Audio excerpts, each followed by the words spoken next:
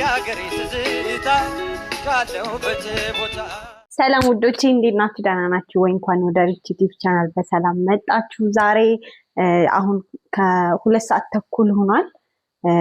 ዛሬ ማለት ሁልጊዜ ማታ ማታ ቻይኖች የራሳቸውን ጭፈራ ዳንስ ይዳንሳሉና ስለዚህ ዛሬ እኛም በዛ ወክ ልንወጣ ስለሆነ አሳያቸዋለሁ። ተከተሉ አብረን።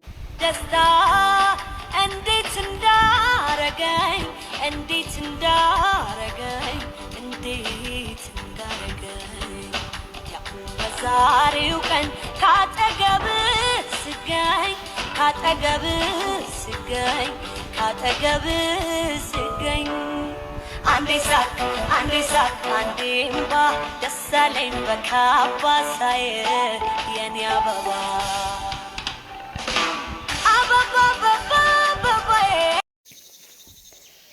ቻይና ሀገር ለመምጣት ያሰባችሁ የምትመጡ ለጉብኝት ለማየት ምናምን ቻይናን ለመጎብኘት ወይም ደግሞ በስራ ምክንያት በትምህርት ምክንያት መጣችሁ እዚህ ሀገር የምትኖሩ ወይም እዚህ ለመምጣት ያሰባችሁ ኦፍ ኮርስ ወይም ደግሞ እዚህ ያላችሁ ሰዎች ካላችሁ ቻይና በጣም ብዙ የሚጎበኝ በጣም ብዙ ታሪካዊ ቦታዎች አሏቸው።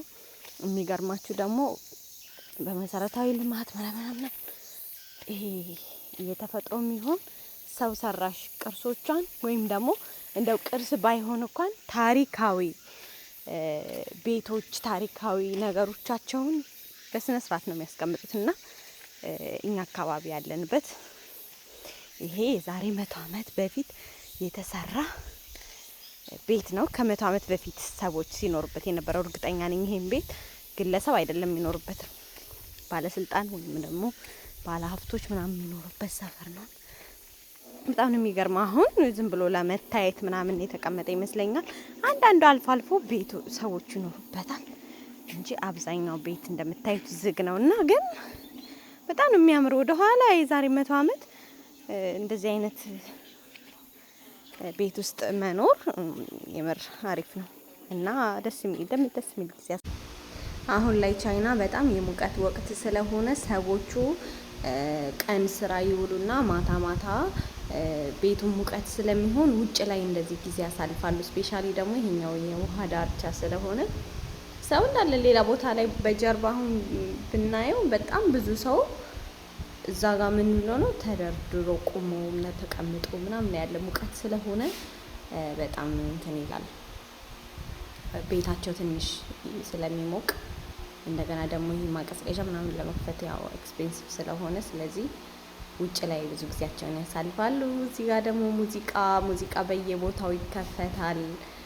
ቻይና ደስ የሚለው ነገር ቀን በስራ ቢዚ ሆነው ይውሉና ማታ ማታ ይወጣሉ። ሴቶቹ ወንዶቹ ካፕሉ ነው ባልና ሚስት እህትና ወንድምና ወንድም በቃ መጨፈር ነው መደነስ። የሀገራቸውን ባህላዊ ዳንሳቸውን ይዳንሳሉ፣ ይገበያያሉ። እንደገና ደግሞ ሰው እዚህም በቃ ሰው የምር ቻይና ቢባልም በየአቅሙ ነው በቃ የሚኖረው። እንደዚህ ጉልት ምናምን ጎልተው ምናምን ይጠቀማሉ እና ሁሉም ሰው የራሱ የሆነ ያቅሙን የሚኖርባት ሀገር ነች ማለት ነው። እና ደስ የሚል ጊዜ ነበረ በማታ ያሳለፍኩት።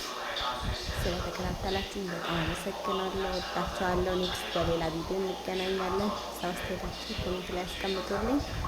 ባይ ባይ። ወዳችኋለሁ።